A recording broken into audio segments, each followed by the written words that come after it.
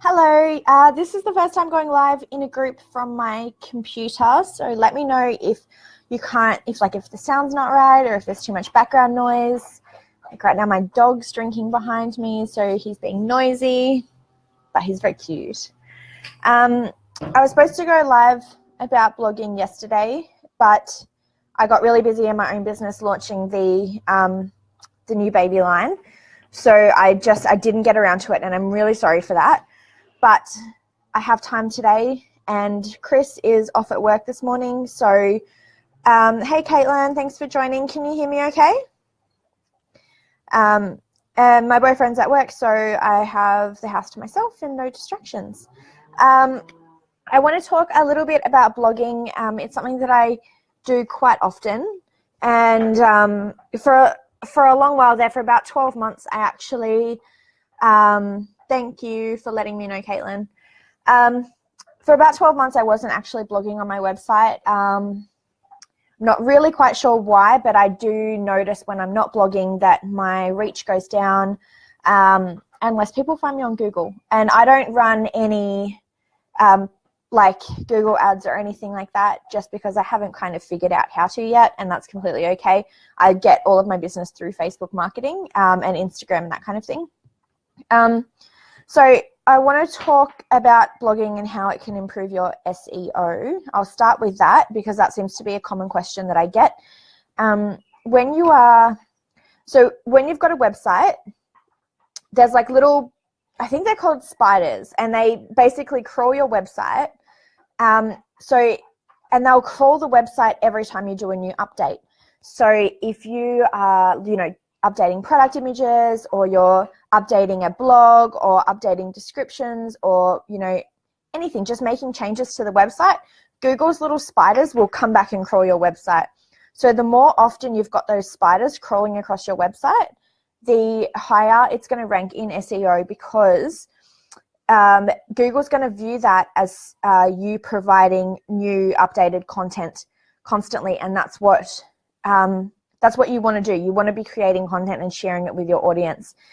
It's the same thing with Facebook. If you're only posting once a month, your reach is going to be incredibly low compared to someone who's posting once a day or whatever works for their business. I know Carissa sometimes doesn't post every day, but she posts 3 or 4 times a week, and that really works well for her. Whereas my business, I post pretty much once a day, and that's super effective. However, 3 months ago, I was only posting every second day, and that was more effective. So it will just change, and you just need to monitor your insights and that kind of thing to see what's going on with your business and what is working best for your audience. So when you're doing blogs, those spiders are coming over to your website and crawling them, and crawling your website every single day. So you want to be using keywords in your blog and that kind of thing, so that when people do search something, if you've mentioned that, or you've mentioned a part of that sentence or whatever that they've searched in Google, they're going to go, oh, hang on a second, our spiders picked up on that sentence on this website yesterday, so let's, put that up the top of the ranking over here. So you really want to think about that when you are updating blogs.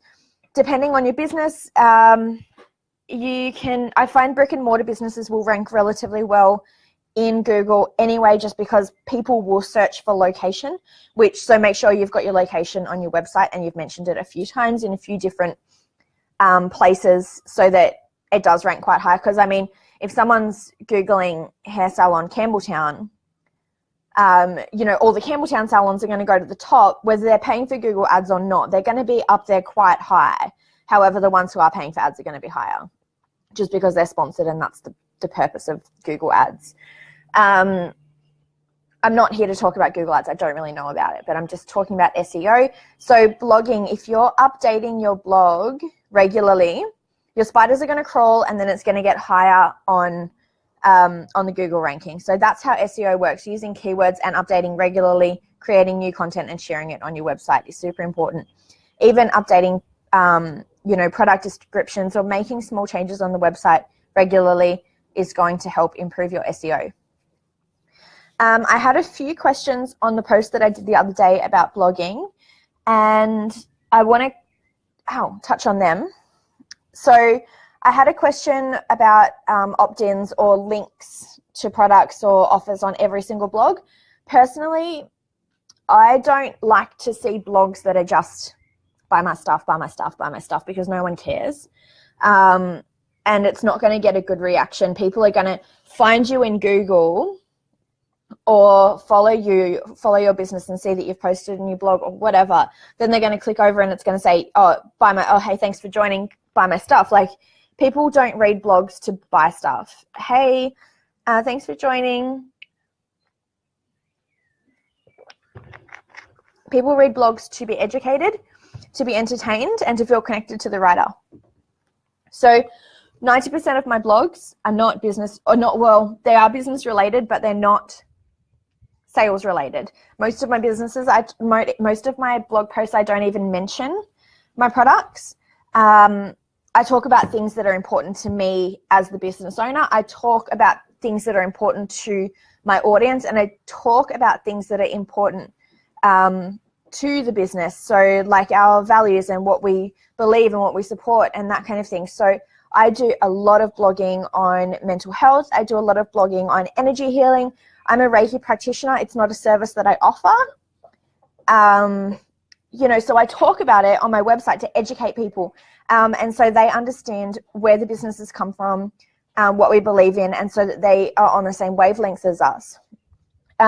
It's a really great way to create a connection with your audience, so that they understand where you're at, they understand your why. It's a really great place to share your why when you're blogging. So why I created the baby range. So I'm not necessarily talking about the baby range itself, but I'm talking about what it means to me and why I created it and what it means for parents who are buying the products. So talking about your why is really important. And if you haven't yet, watch the TED Talk with Simon Sinek called Start With Why. I've actually read his book as well and listened to the audio version of it. And he's just released a new book, which is called Leaders Eat Last. And I'm about to start reading that. So I'll let you know how that goes too. But starting with why is super important. People buy what you do, not what people buy why you do something, not what you do. So, you just because you're a hairdresser, people don't necessarily buy your products or services because they okay, I'm about to say this. It's going to sound like it's really hard to explain, but people don't go to a hairdresser for the sake of going to a hairdresser. They go to a hairdresser because they want to feel good. They want to change their hair. They want to change the way they feel about themselves. They want to, attract someone's attention. They don't go to the hairdresser for the sake of going to the hairdresser. They go because they want to feel something. So your why needs to be why you want to make people feel better about themselves. Why did you start out in this business? Why did you start your business? Why did you want to choose that trade? What do you want your clients to feel? That's your why. And that's really important to spread that message in your business. And I find blogging to be a really beautiful way of doing that because it allows your audience to connect with you on a personal level. So I also got another question about how long blogs should be. Now, that's a tough one. It depends on the topic. Some of my blogs are quite long. You have to scroll to read it a little bit. But then I've got other blogs which are just, half the page. So 2 or 3 paragraphs, and that's plenty because I just want to touch really quickly on a specific topic or get to a really clear point and then move on. And I just invite people to comment below, comment on the blog. Also, having people commenting on the blog is a really great thing for SEO because it shows that people are engaging with your website and that they want to be there. How frequently? I like to do a minimum of once a week. However, sometimes I do 2 or 3 times a week, depending on how I'm feeling. I don't think I've posted anything for 5 days, but prior to that, I posted 3 times in the week. So it just depends how I'm feeling and what's on my mind. So I'm going to do another blog today. And also, depending on your business, it may not be relevant to post every single week, but you could post once a fortnight or even once a month. I mean, for brick and mortar businesses, because you've already got that drive going to on Google because of your location, you may not need to blog as regularly, but you could do things like just, little business updates this week balayage has been really popular. If you haven't heard of balayage before, this is what it's all about. This is what we do. This is how we do it. This is how it's going to make you feel. Here are some photos. It doesn't have to be, if you want to book in for balayage, like click here. Like, you don't have to make it about that. Just tell a story and people will connect with the story and naturally want to book anyway. So keep that in mind. Not everything has to be a sale in business. And I know initially it can kind of be hard to understand that. I know for me, for a long time, every post I put on Facebook was business related, and then I discovered Carissa and I was like, oh, hang on a second, personality is really important. So use it as an opportunity to create a connection with your audience. And also deals in blogs. I don't often post about sales or anything like that, because if someone goes to your blog and then reads a blog from 3 months ago and that sale's no longer available, then they're going to be disappointed. So like, if they don't pay attention to the date that the blog was written or whatever, you know, they might go, oh, that blog is only the 3rd blog down the page, so that must have been pretty recent. I'll see if it's still available. But you're only blogging once every 6 weeks, then that blog then is already 3, 4, 5 months old, and that sale has long gone. So I probably wouldn't post about deals in blogs. However, I would invite people to sign up to your newsletter if you are going to do promotions and that kind of thing, because people will see the promotion when they receive the email, as opposed to reading your blog, because your blog is going to be there forever, whereas the email won't be. It won't be at the top of their inbox. It'll only be at the top of their inbox for a week or so, while the, you know, depending how many emails they get while the promotion is actually available. So if you wanted to put a call to action in your blogs, which in most, like a fair few cases I do recommend, my call to action is usually just you know, comment on the blog and let me know what your thoughts are on this topic. It's usually something like that, just because I want to create an interaction with my audience. And because I've only just started blogging again recently, I haven't built up a great amount of traction on those blogs yet, but I am getting a lot of traction when I share them to my social media. So I'm getting comments on my social media posts about my blogs, which are redirecting people back to the website. So I'm getting the traffic there, but I'm not getting the interaction on the blog itself at this point in time. So it does take time, and you can't expect it to happen overnight. So that's why just a really simple call to action, inviting people to comment on the blog on the website, is a really great way to start. If you are talking about a product or a service, instead of a direct call to action like book now before you miss out or whatever, I'd put something more like, if you're interested in this service, comment below and let us know, or head over to our contact page and send us an inquiry, and then have a link or a button that goes, you know, directly to your contact us page, or you know, a comment option on the blog where they can say, hey, I really like the photos, you know, can you tell me some more about it? Or, you know, I'd like to get a quote for my hair. And then you can create a conversation with them there. But I wouldn't be doing like urgency type call to actions on your blogs. And I wouldn't be making them all about making a sale. Make it about telling a story and connecting with your audience. So you really need to think about your writing a hang on, my computer's overheating. It should be all right. If you, like, imagine when you're writing, you're talking to the person standing in front of you. So you're not going to stand in front of a person and say, oh, you read out, like, you know, like, I'm really struggling to come up with examples today. This is not like me at all. You're not going to stand in front of someone and say, this is balayage, buy it. You know, you're going to tell them a story. You're going to tell them what the process is, like how the result, like what the result's going to look like, that kind of thing. So you want to talk about those kinds of things in your blogs without actually asking them to book, but suggesting that if they want to, they can send an inquiry.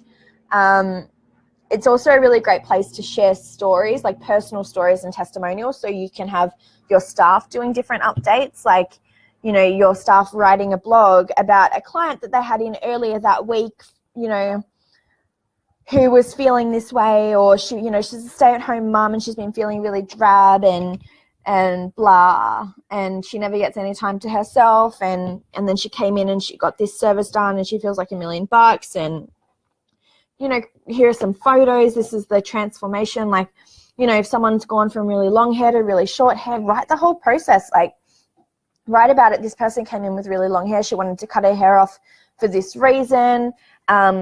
You know, maybe they're donating money to like a cancer foundation or something like that. You can go, here's a link to their charity page if you absolutely loved this story. We were really excited that they wanted to come to our salon to, you know, be a part of this. We're really excited that they wanted us to be a part of their journey in raising money for blah, blah, blah, blah, blah. You could do your blogs about that. So transformation stories, real life stories about your staff. Just say, you know, like if you've got a new staff member or a staff member leaving, or, you know, just a staff member who's just come back from holidays or something like that, get them to write a blog about their holiday, because, you know, that's going to resonate with your clients. That's going to resonate with your audience. They're going to go, oh, wow, that sounds like such a magical holiday. You know, I'm going to ask her about that when I go in next. And then they're going to go, oh, that reminds me, I need to rebook my appointment. I'll do it I'll just do it now while it's on my mind, kind of thing. Or I'll send a comment because it's, you know, 10 o'clock at night. So I'll send a comment and then they'll book me in the next morning, you know. Think about things like that. So creating a connection with your audience is super important, and that's what I really love to use blogging for. I'm also going to start doing video blogs, or not really video blogs. Like, I'm not going all Brittany Lee Saunders on my page, but like I'm going to do, like where I sit down and I actually tell a story face to face with my camera, kind of like I am now, and then share that on my blog, because I think that people connect really well to seeing you and being the face of the brand. So for a long time, when I first launched my business, or when I relaunched my business as Honest Health Co., I really didn't want to be in the spotlight. I didn't want my face to be a part of the brand, kind of thing. But now I very much want that, and I find that my audience are really resonating with it. Like, I started doing stories on my Instagram, and I actually had someone message me last night and say, oh my God, I'm so glad you're doing stories. It's really easy to forget that there's a face behind the business, and blah, blah, blah, blah. And she really connected with me and then went and spent over $100 on my products. So, you know, putting your face in front of people is really important as a business owner, because it creates that connection, and that your audience is going to relate to you better, because they're going to go, oh, you know, she's just like me. You know, she's got she's got life issues as well, you know, not issues, like, but you know what, she goes through life as well. She's busy, she's, you know, and they connect with you and they understand you, and then they're more likely to come and see you because they know, like, and trust you, which is super important. But yeah, they feel like they know you, so they're going to want to spend time with you. So think about that when you're creating your blogs. Even in some of my blogs, I just put a photo of myself as the blog image. So yeah, I hope that's answered your questions. And if you do have any other questions, don't be so focused on being a copywriter. Like, I write blogs for other people from time to time. I kind of don't offer really that service anymore. I still work for a few people. And even though I am a copywriter, I don't write like that. Like, it's not very professional. It's not really, I write in a conversational kind of tone. So I will often swear in my blogs because that's me, and I want my audience to know me. Like, I'm not going to go fuck this, fuck that, blah, blah, blah, blah, my language. I hope no one's offended. But, you know, like, I'll be like, what the F kind of thing, or put like a little poop emoji or whatever. And people connect with that because like, oh my God, she's a real person. Like, that frustrates the hell out of her as well. So think about that. You know, I was writing for a business coach, and, you know, like, I was talking about really real stuff, and, you know, I was saying things like, oh my God, life can be such a bitch. And, you know, I'd put the little stars and stuff in, like, I wouldn't actually swear, but it helped her audience to connect, because her and I have a very similar kind of personality. Oh, Caitlin, I know it's so easy to swear though, like, but connect with your audience in that way, because like you're going to attract people who are like you, and that's awesome. Like, I'd rather sit there and have a conversation that is like riddled with profanities, because it's so much more fun and it's so much more passionate. And honestly, I heard this quote before. I don't know who said it or where I saw it, but it was like, I love swearing. It helps the sentence along. And it really does. It enhances the whole experience of the conversation, whether it's in written format or not. Like, even saying things like badass or whatever, it's not really a swear word, but it's kind of, it gives personality to the story, and it's really important. So I feel like I've kind of rambled a fair bit, and I've like, if you've got any other questions about blogging, like I seriously could talk about this topic all day, but I don't want to start repeating myself or getting like too excited. This summer is going to be so bad for flies. I tell you what, just sorry for my hands waving around everywhere. There's flies and it's driving me mental. I'm going to go. I'm going to do my recording on the Power Editor versus Ads Manager, because I know for some people Power Editor is disappearing, and there's been a lot of changes to the platform, so not everyone kind of knows what they're clicking on and that kind of thing. So I'm going to do a little demonstration for you, and hopefully it answers some of your questions. And if you've got any more questions, let me know. If you've got any more questions about blogging, pop them in the comments below. And yeah, let me know if you need help with anything. I am at your service today. Bye.